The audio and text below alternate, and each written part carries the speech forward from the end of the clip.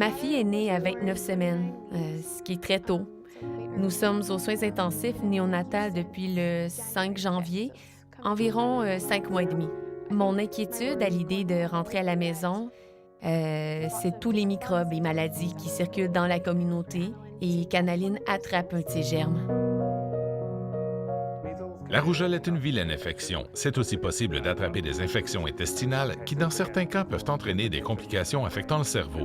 Ce sont les nourrissons de moins de 3 mois qui sont vulnérables aux pires maladies, ainsi que les enfants qui ont un cancer ou qui ont eu des transplantations.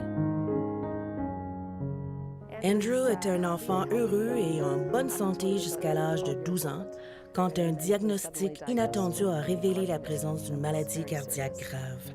4 semaines plus tard, on lui faisait une transplantation du cœur ici à l'hôpital, puis environ 19 mois après sa transplantation du cœur, on lui a trouvé un cancer. Protéger Andrew de la maladie est une grande préoccupation tout le temps. Des maladies comme les oreillons, la rougeole et la varicelle sont un véritable danger pour lui. J'ai des enfants qui ont subi des transplantations et qui sont sur thérapie immunosuppressive pour éviter tout rejet de la greffe qui entre en contact avec des enfants qui ont la varicelle. Ce virus peut se répandre dans leurs poumons, leur foie et leur cerveau et les rendre extrêmement malades. Ils se retrouvent par la suite aux soins intensifs. Malheureusement, un enfant est mort de la varicelle. Les vaccins protègent non seulement votre personne, mais aussi tous ceux qui vous entourent. Votre famille, vos amis, les camarades de vos enfants à l'école. Si vous tenez à votre communauté, vous devez vous faire vacciner.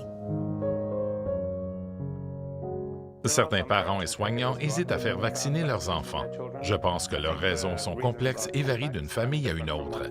À mon avis, ils devraient chercher des réponses à leurs questions auprès de sources fiables, généralement leurs fournisseurs de soins de santé ou les vaccinateurs de la santé publique.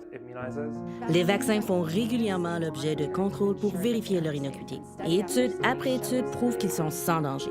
Non seulement ça, mais même après avoir commencé à utiliser un vaccin, nous faisons un suivi pour vérifier qu'il est inoffensif. J'encourage vivement les parents à immuniser leurs enfants, non seulement pour éviter qu'ils tombent malades ou soient potentiellement hospitalisés, mais aussi pour protéger des enfants comme Annaline.